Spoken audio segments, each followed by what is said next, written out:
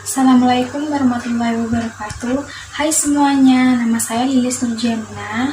Saya di sini ingin melengkapi tugas saya yang telah diberikan oleh dosen pembimbing mata kuliah Pendidikan Kewarganegaraan, yaitu Bu Nur Kamila atau akrab disapa Mamila.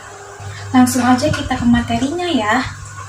Yang pertama, saya akan menyebutkan tata urutan Undang-Undang Nomor 12 Tahun 2011. Dan yang kedua, saya akan menyebutkan Undang-Undang Nomor 10 Tahun 2004. Dan saya akan membandingkan antara kedua undang-undang ini dan memberikan kesimpulan.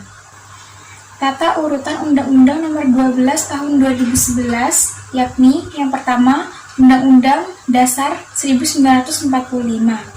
Yang kedua, ketetapan MPR.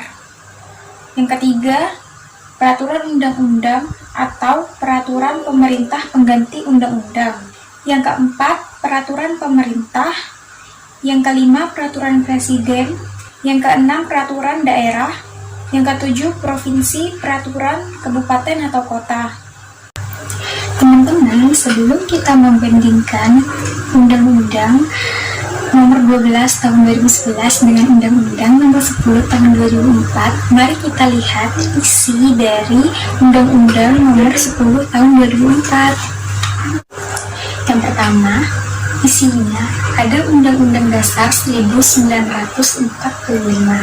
Yang kedua, ada undang-undang atau peraturan pemerintah pengganti undang-undang. Yang ketiga, ada peraturan pemerintah. Yang keempat, ada peraturan presiden.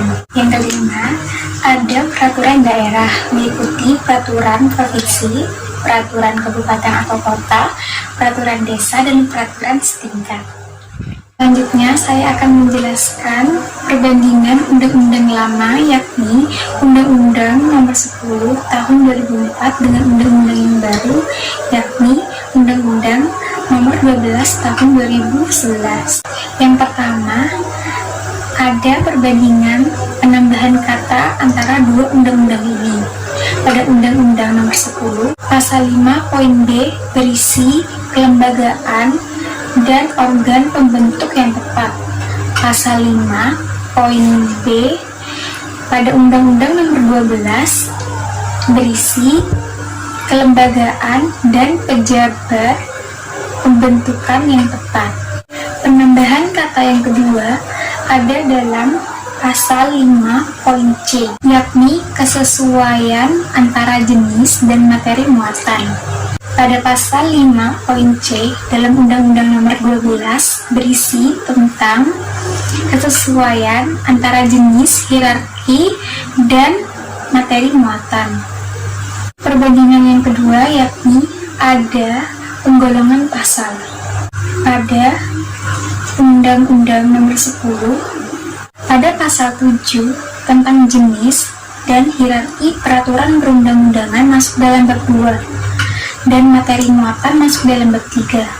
Dalam Undang-Undang Nomor 12 Pasal 7 tentang jenis dan hierarki peraturan perundang-undangan dan materi muatan masuk dalam bab 3. Selanjutnya, pada perbandingan ketiga, yakni ada penambahan materi. Pada Pasal 7, jenis dan hierarki peraturan perundang-undangan isinya sebagai berikut.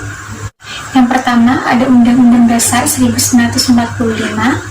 Yang kedua, ada undang-undang dan peraturan pemerintah pengganti undang-undang. Yang ketiga, ada peraturan pemerintah. Yang keempat, ada peraturan presiden. Dan yang terakhir, ada peraturan daerah. Tadi itu Pasal 7 Undang-Undang Nomor 10 ya. Untuk Undang-Undang Nomor 12 Pasal 7, jenis dan hierarki perundang-undangan ini berisi tentang 1. Undang-Undang Dasar 1945. Yang kedua, ada ketetapan MPR. Yang ketiga, ada peraturan undang-undang atau peraturan pemerintah pengganti undang-undang.